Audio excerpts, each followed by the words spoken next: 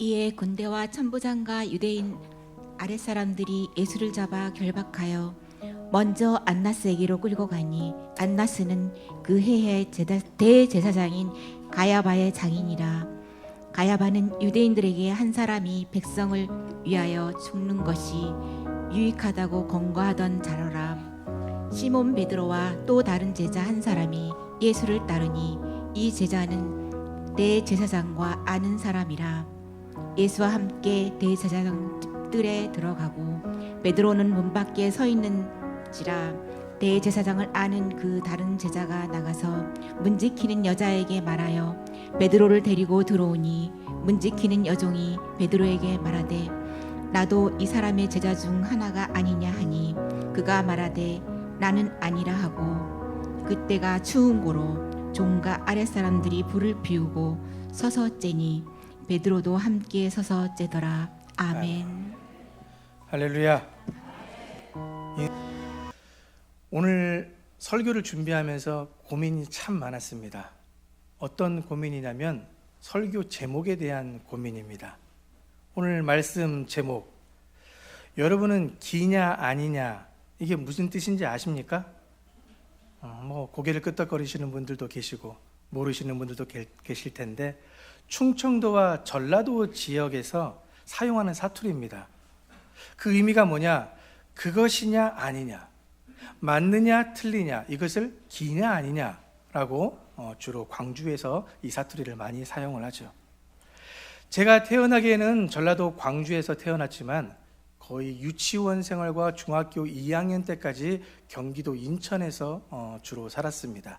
그러다가 중학교 2학년 중반에 이제 고향인 전라도 광주로 내려왔고 그렇게 해서 학교에 갔는데 유독 수학 선생님께서 자주 사용하시던 질문이 기냐 아니냐입니다.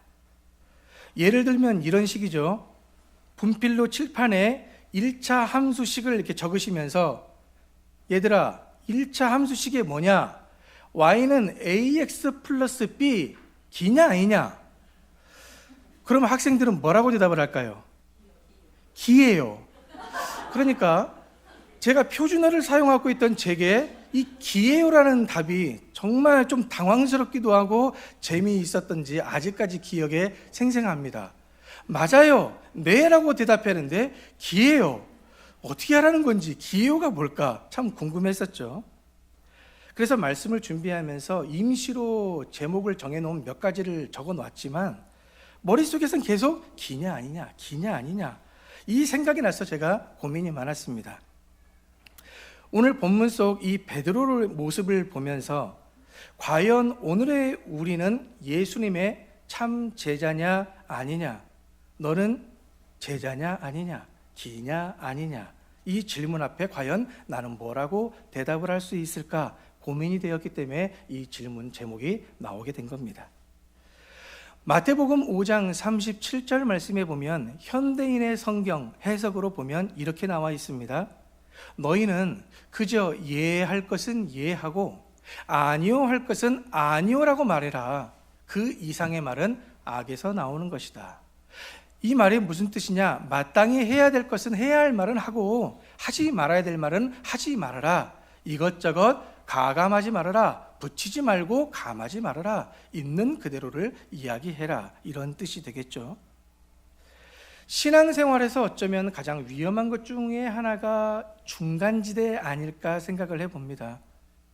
차갑지도 뜨겁지도 않다고 평가를 받았던 라오디게아 교회처럼 이런 신앙을 경계하기 위해서 기면 기고 아니면 아니다라는 이 투박한 사투리는 지금 오늘날 신앙생활하고 있는 우리들에게 너희가 제자로서의 방향성을 분명하게 세워야 된다. 기냐 아니냐 물을 수 있는 질문이 된다는 얘기가 되죠. 본문 말씀 들어가 봅니다. 스스로 자신이 예수임을 당당하게 밝히시면서 로마 군대와 유대교 아랫사람들에게 잡히신 예수님이 결박당하신 채 안나스라는 사람에게 끌려갑니다. 이 안나스가 누구냐면 당시의 종교 지도자들 중에 최고의 우두머리인 대제사장이었던 가야바라는 사람의 장인어른입니다. 이 안나스도 대제사장 출신이죠. 그러나 실세는 현재의 사위 가야바가 아니라 안나스가 실세였던 겁니다. 그래서 안나스로 끌고 가는 거죠. 대제사장이었던 가야바, 현재 사위가 유대인들에게 한 말이 있습니다. 한 사람이 온 백성들을 위해 죽는 것이 유익하다라는 이야기를 한 적이 있습니다. 그 말을 한 이유가 뭐냐면 예수님이 하신 그 가르침과 말씀과 정신, 그분의 기적, 그분의 삶이 종교 지도자들의 자리를 위태롭게 했기 때문에 그렇습니다. 그러니 그 자리를 호락호락 예수님과 예수님을 따르는 제자들에게 물려줄 수 없었기 때문에 이 유대교 종교 지도자들은 예수님을 제거하고 싶었던 거죠.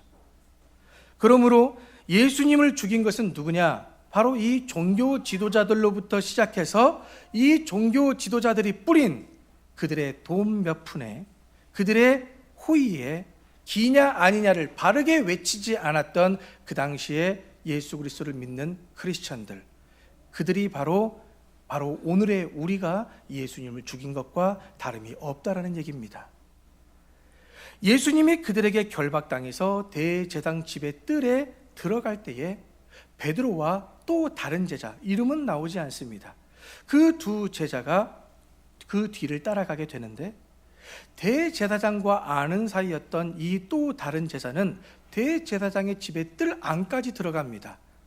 친분이 있었던 걸로 보여집니다. 그러나 베드로는 아니었기 때문에 그 대제사장의 집 문 앞에 서 있었다라고 성경이 기록하고 있죠.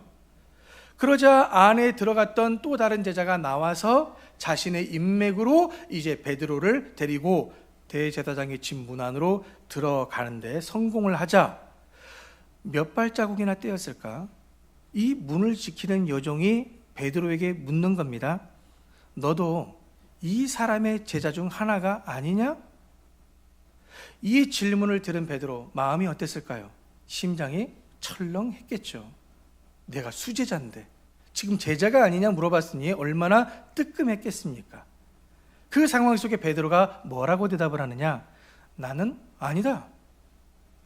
그리고는 아무렇지도 않게 종들과 아랫사람들이 그때 당시에 날씨가 추워서 피워놓은 그 숯불 앞으로 들어가서 불을 쬐입니다.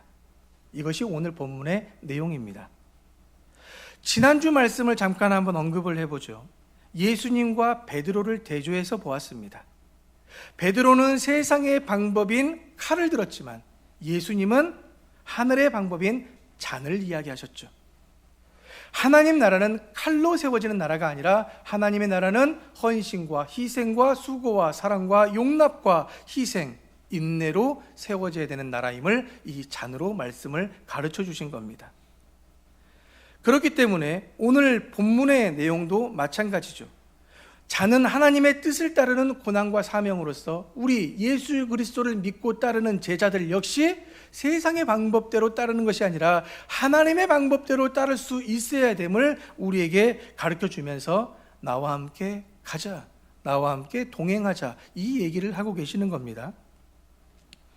오늘 우리가 이런 베드로의 상황과 모습을 통해서 우리는 우리의 방향성을 다시 한번 분명하게 세워야 됩니다. 대제사장의 집의 문을 지키는 여종이 베드로에게 물었습니다. 너도 이 사람의 제자 중 하나가 아니냐? 우리는 이 문장에서 주목해야 될 단어가 한 가지가 있습니다. 뭐냐면 바로 부정어입니다. 부정어. 아니냐? 이 단어에 주목하셔야 됩니다. 우리나라 말의 어순상은 이 아니다라는 단어가 맨 뒤에 나와 있죠. 너도 이 사람의 제자 중 하나는 아니냐? 이렇게 뒤에 나와 있지만 성경 원어에서 보면 부정어가 맨 앞으로 나와 있습니다. 매라는 부정어가 가장 먼저 나오게 되는데 주로 이 매라는 부정어를 시작하는 문장은 보통 부정적인 대답을 유도하게 됩니다. 그러므로 여종의 질문의 의도는 뭐냐면 너도 이 사람의 제자 중 하나는 아니지? 라고 물어본 겁니다. 그러니 여종은 베드로가 예수님의 제자라고 확신해서 너 예수님의 제자였는데 이렇게 얘기한 게 아니라 너 아니지? 아무런 상관이 없습니다. 관심이 없습니다. 그냥 너는 예수님의 제자가 아니면 돼. 그러니 아니라고 대답만 하면 돼. 이 의미로 지금 질문을 한 거죠. 그러나 오늘의 우리는 그렇게 받아들이지 않고 있지 않습니까? 베드로가 진짜 예수님의 제자인지 아닌지 이 여종은 관심이 없습니다. 그저 문을 지키는 여종으로서 해야 할 말을 했을 뿐이죠. 이때 베드로의 반응이 무엇이었습니까? 나는 아니다라고 단호하게 부인해 버렸습니다. 베드로가 자신이 예수님의 제자임을 당당하게 밝힐 수 있는 기회가 분명히 주어졌는데 베드로는 어이없이 지금 무너져 버린 거죠. 어떤 사람들은 지금 이 모습을 보고 베드로가 지혜로운 거다라는 이야기하는 사람이 있습니다. 왜냐하면 지금 베드로가 처한 상황이 어떤 큰 상황은 아니지 않습니까? 베드로의 어떤 고백으로 인해, 베드로의 어떤 행동으로 인해 수많은 사람들이 예수님을 완전히 믿거나 아니면 완전히 예수님을 부인해버리는 그런 엄청 큰 사건은 아니지 않습니까? 그저 예수님께서 잡히시니까, 끌려가시니까 어디까지 가시나 뒤에서 2명의 제자가 따라 붙었던 그 상황을 그냥 확인해보고 싶었던 상황으로 따라간 것 아닙니까? 그러니 지혜롭게 잘 나는 아니라라고 순간은 부정할 수 있는 거죠. 그러나 지금까지 우리가 봐왔던 예수님의 가르침과 모습과 비교해보면 예수님의 모습과 베드로의 모습은 완전히 달랐다는 얘기죠. 예수님은 자신을 잡으러 온 무리들에게 다가가서 누구를 찾느냐? 내가 그니라 당당하게 밝히셨습니다. 우리는 지금 이러한 모습을 보면서 내가 그니라 5절에서 6절에서 8절 말씀에서 예수님은 먼저 당당하게 자신이 누구신지 너희가 잡으려는 자가 바로 나다. 내가 그니라 라고 당당하게 밝히신 것에 비해서 그 예수님의 수제자라고 말하는 베드로의 모습은 어떻습니까? 베드로는 17절, 25절, 27절에서 예수님의 제자임을 당당하게 부인해버립니다. 예수님은 스승이었고 제자인 베드로가, 제자가 누굽니까? 스승을 따라가는 자들 아닙니까? 그러나 따라가는 것이 아니라 예수님은 당당하게 밝히셨는데 제자는 당당하게 아니다라고 부인해버린 이 안타까운 상황 말입니다. 우리는 이런 예수님의 제자됨을 부인하는 베드로의 모습을 보면서 베드로가 잘했다는 것이 아니라 같은 인간으로서 좀 동질감이 느껴지지 않습니까? 이해되지 않습니까? 연민을 느끼지 않습니까?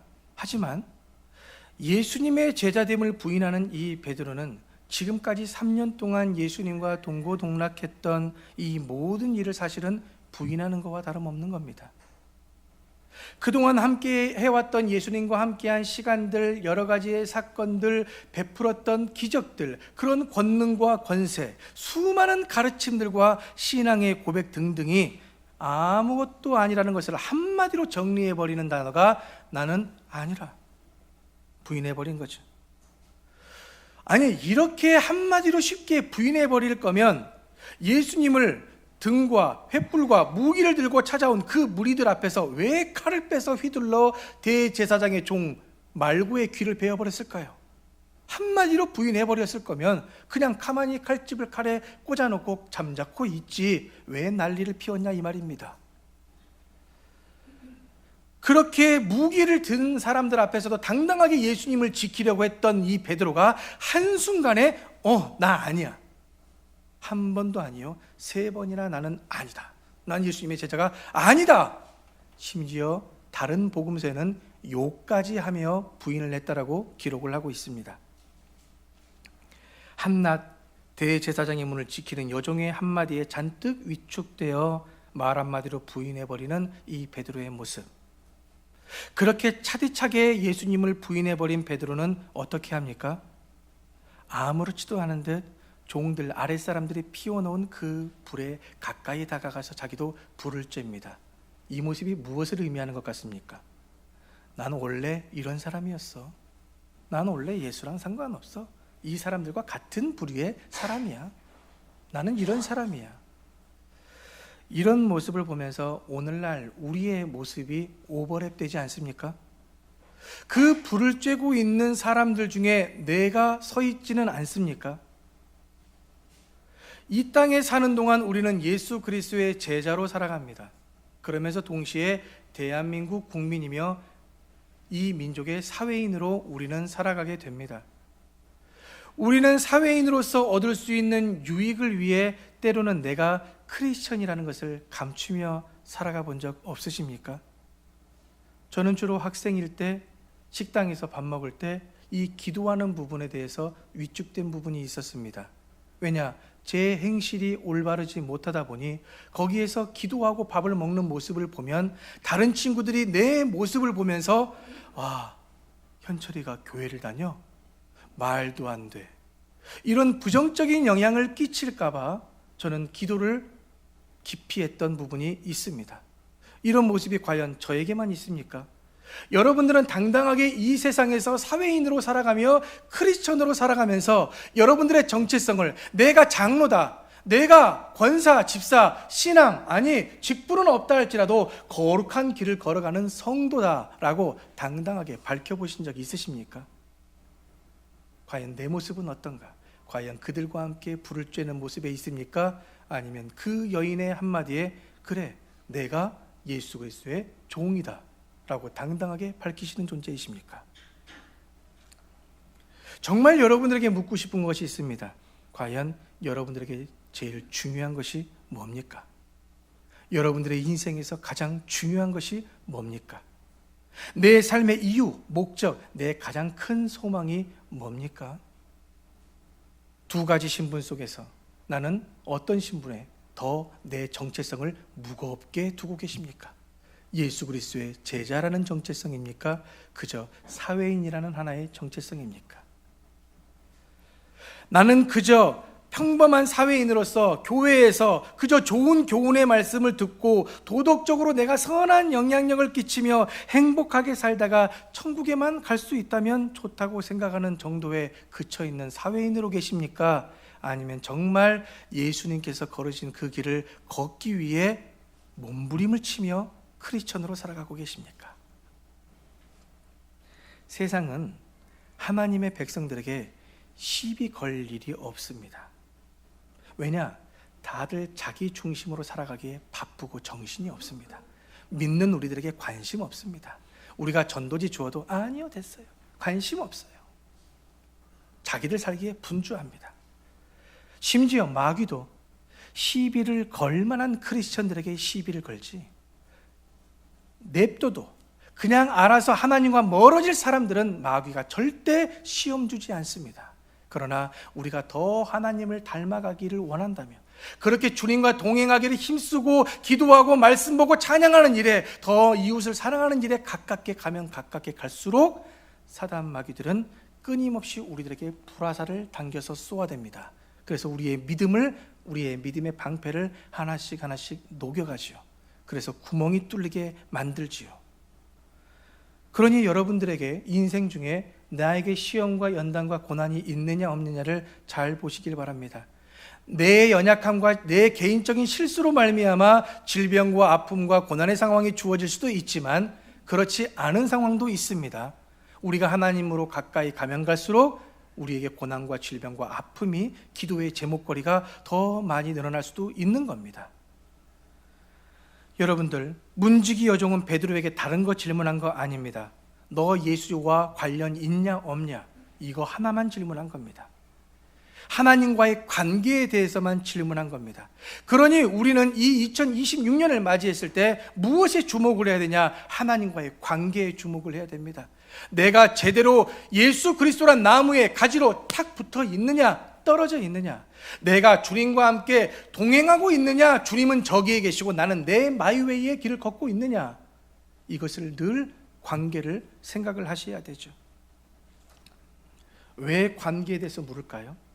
왜 마귀는 우리에게 관계를 흔들어 버리려고 할까요?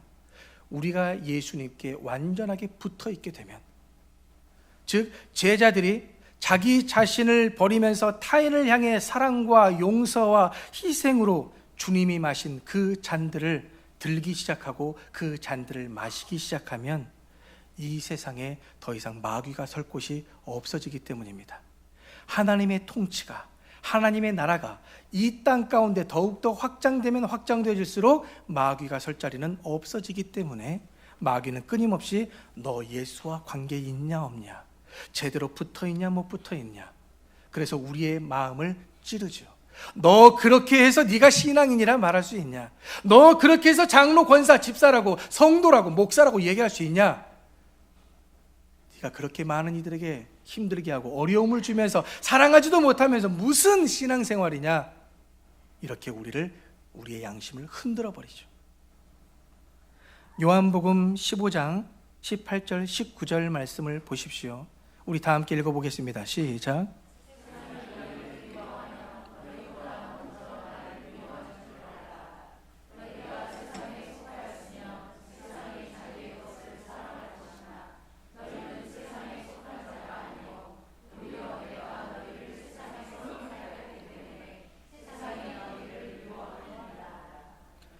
예수님을 믿는 것 때문에 많은 고난을 당할 것을 지금 예고하고 계신 겁니다.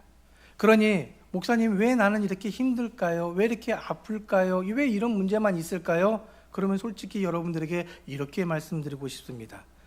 주님께서 여러분들을 사랑하셔서요, 더 회복시키시려고요, 훈련시키시려고요, 이렇게 말씀드리고 싶습니다. 그러나 지금 이러한 말이 전혀 위로가 되지 않습니다. 안 그렇습니까? 아파서 왔는데 아팠어요, 어찌할까? 이렇게 공감해 줘야지 위로가 되지, 하나님께서 사용하시려고 그래요. 전혀 위로가 되지 않는 말씀입니다. 그러나 성경 말씀을 더 붙잡고 위로받으시기 바랍니다. 오히려 베드로전서 4장 12절 13절에서 뭐라고 기록하느냐? 사랑하는 자들아, 너희를 연단하려고 오는 불시험을 이상한 일을 당하는 것 같이 이상히 여기지 말고 오히려 너희가 그리스도의 고난에 참여하는 것으로 즐거워하라. 이는 그의 영광을 나타내실 때에 너희로 즐거워하고 기뻐하게 하려 함이라. 아멘. 누구를 즐거워하고 기뻐하게 하려 한다? 우리를. 그 고난이 지금은 힘들고 아프고 어려워서 목사를 찾아오고 십자가 앞에 엎드려서 기도하지만 결국은 그것이 무엇으로 바뀐다? 너희의 즐거움과 기쁨으로 바뀌게 될 거야. 이 약속의 말씀을 붙들 수 있는 생명교회 성도들 되길 주님의 이름으로 축복합니다. 그것이 말씀대로 순종하는 삶입니다. 힘들죠, 아파요, 어렵습니다. 아무리 내가 그것을 이겨내려고 해도 안 됩니다. 그러니 이 말씀 붙들고 나오십시오. 이 말씀 붙들고 엎드리십시오. 이 말씀 붙들고 눈물 흘리며 절규해 보십시오. 그렇게 해서 해보고 이야기합시다. 그렇게 늘 될 때까지, 주실 때까지 하나님 앞에 엎드려 보십시다. 주시는지 안 주시는지. 고난은 우리가 하나님께 속해 있다는 영적 영수증과 같은 겁니다. 그러니 고난을 아프죠, 힘들죠, 그러나 외면하려 하지 마시고 당당하게 부딪히셔야 됩니다. 인내하면서 부딪히셔야 됩니다. 성도들이 과거, 현재, 앞으로 당할 고난, 질병, 사회적 소외, 불이익은 결코 우리를 실패하게 만드는 것이 아니라 우리의 신앙이 훈련되어지는 과정이라고 꼭 기억하시기를 소망합니다. 우리는 사실 이 베드로라는 인물이 베드로 되기까지를 깊이 생각해 보지 못합니다. 그런데 베드로, 처음을 생각을 해보십시오. 주님이 베드로를 제자로, 첫 번째 제자로 부르실 때에 베드로는 예수님 앞에서 나는 죄인입니다, 나를 떠나소서, 참 겸손한, 엎드려서 자신이 죄인이니까 거룩하신 분은 나에게 오실 수 없습니다, 떠나소서라고 겸손한 고백을 했던 사람이 베드로입니다. 그런데 예수님과 3년의 시간을 함께 동행하면서 예수님의 말씀에 그 권위를 받아서 병든 자도 고치고 귀신 들린 자도 쫓아내고 수많은 일들을 하면서 점점 이게 주님이 하신 권능이 아니라 나도 할 수 있다라는 자기 확신으로 변질이 되기 시작하죠. 그러면서 베드로는 최고의 신앙을 고백을 합니다. 주는 그리스도시요 살아계신 하나님의 아들이십니다 라고 고백한 지 몇 분이 지나서, 아니 몇 초가 지났는지 알 수 없지만 예수님께서 내가 장차 대제사장들과 종교 지도자들에게 잡혀서 고난을 당하고 죽임을 당할 거야 3번 예고하시게 되는데, 그 예고를 하시자 절대 그럴 수 없습니다, 주님은 절대 그렇게 하실 수 없습니다 라고 그 길을 막아버리죠. 그러자 바로 최고의 고백이 바로 사탄으로 전락해버리는 안타까운 상황을 마주하게 되는 사람이 바로 베드로입니다.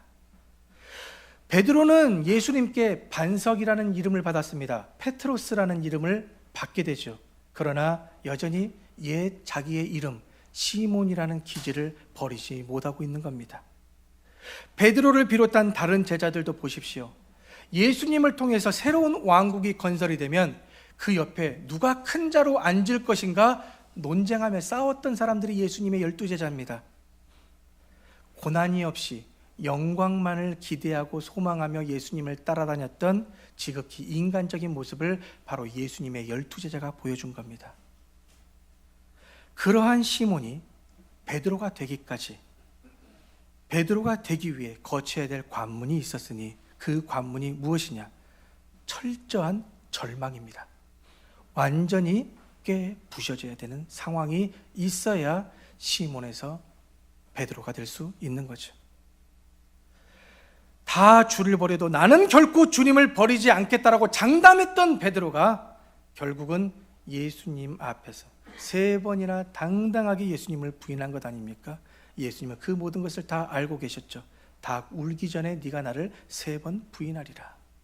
이걸 다 아시면서도 예수님은 베드로를 수제자라 여기시며 중요한 것에 갈 때마다 베드로를 동행해서 데리고 갔습니다.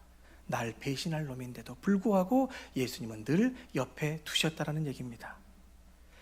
그래서 신학자 칼바르트는 이야기합니다. 이렇게 베드로의 절망에 다 부셔지는 모습을 보면서 인간의 한계성과 그 죄성을 깨닫는 그 지점이 바로 은혜의 시작점이다.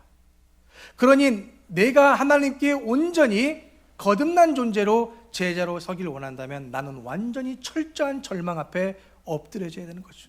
완전히 박살이 나야 됩니다. 내 자존심이라고 할 것 없이 완전히 으깨져야 되는 거죠. 그래서 닭 울기 전 3번 부인할 것이라는 예수님의 이 말씀 앞에, 절망 앞에 부르짖었던 베드로의 그 통곡은 단순한 후회의 눈물이 아니라 내 자아가 철저히 뭉개지고 깨어지는 거룩한 절규, 호소라고 보셔야 된다고 칼바르트는 이야기를 합니다. 베드로에게 그 철저한 절망과 자기 자아가 깨어지는 과정이 있었기 때문에 베드로가 된 겁니다. 그러면 여러분들은 어떻습니까? 여러분들의 인생 속에 이러한 철저한 절망의 시간들이 있었습니까? 어떤 분들은 지금도 그 절망의 시간을 가지고 있는 분들도 있을 거고, 아니면 어떤 분들은 여전히 오늘 이 자리에 말씀을 듣고 예배하면서도 갈 수만 있다면 그 천국 가고 싶다라는 복을 추구하기 위해 오늘 이 자리에 계신 분들도 있을 겁니다. 물론 신앙의 믿음의 수준의 높이는 다 다를 수가 있지요. 우리가 그렇다고 서로 정죄하고 판단하자는 말씀이 아닙니다. 우리가 어떤 쪽에, 어떤 정체성에 우리의 방향성을 바르게 세워놓고 가야 할지를 우리가 생각해 보자는 이야기가 되죠. 그렇게 철저한 절망의 시간을 통해서 우리는 더 성숙한 그리스도의 제자가 되어집니다. 그렇게 해서 관계가 회복이 되어지는 거죠. 그러나 여러분 꼭 기억해 주십시오. 그 깨어지는 과정이 있다고 해서 관계가 100% 회복이 되는 건 아닙니다. 100% 회복할 수 있는 방법은 나 홀로 세워지는 것이 아니라 상대방이 나를 인정해 줘야 되는 겁니다. 이것이 무슨 말이냐면, 베드로가 이 3번 부인한 것 때문에 하나님 앞에, 주님 앞에 철저하게 통곡하며 자기 자신을 절규하지 않았습니까? 그런데 부활하신 주님께서 디베랴 바닷가에서 조반을 준비해 놓고 베드로를 부르십니다. 그 자리에서 베드로에게 질문을 하죠. 베드로야, 네가 나를 사랑하느냐? 베드로가 대답합니다. 네, 사랑합니다. 또다시 물으십니다. 네가 나를 사랑하느냐? 네, 주님은 아십니다. 제가 주님을 사랑함을 주님은 아십니다. 또다시 물으십니다. 네가 나를 사랑하느냐? 네, 사랑합니다, 주님. 3번을 물으십니다. 왜 3번을 물으셨을까요? 예수님이 당당하게 내가 그니라 3번을 밝히셨는데, 베드로는 당당하게 3번을 부인했을 때 예수님은 또 다시 찾아오셔서 네가 나를 사랑하느냐 3번 물으심으로 말미암아 베드로의 모든 것을 회복시키신 겁니다. 그 관계를 회복시켜 주신 거죠. 그래서 철저한 절망의 자리가 있어야 되겠지만 그 절망 속에 있는 자를 주님께서 찾아오셔서 위로하실 때, 주님께서 회복시키실 때 우리가 온전한 제자가 될 수 있음을 기억하시길 바랍니다.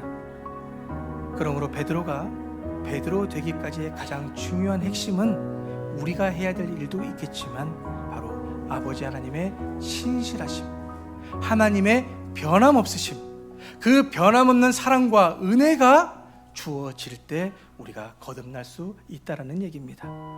그러니 주님의 변함없는 그 사랑과 은혜를 기억하며 2026년 우리가 이 한 해를 살아가게 될 것인데, 신실하신 하나님만을, 이 말씀만을 전적으로 의지하고 붙잡으면서 주님께서 늘 나와 함께 하셔, 주님께서 변함없이 나와 함께 하실 거라는 사실을 믿고 담대함으로 여러분들의 주어진 상황들을 인내하며 나아갈 수 있는 올 한 해가 되기를 주님 이름으로 축원합니다.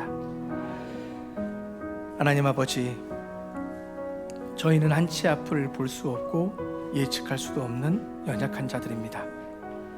그럼에도 불구하고 저희에게 믿음을 주셔서 하나님의 자녀와 백성이 되는 권세 또한 허락하여 주시니 감사할 따름입니다. 바라옵기는 저희에게 허락된 2026년 새해도 변함없이 하나님만을 신뢰하며 모든 상황 앞에 담대함과 인내로 아버지의 뜻을 이룰 수 있는 저희가 되게 하여 주셔서 올 한 해도 하나님의 기쁨과 영광 돌릴 수 있도록 성령이여 도와주시옵소서. 예수님의 이름으로 기도하옵나이다. 아멘.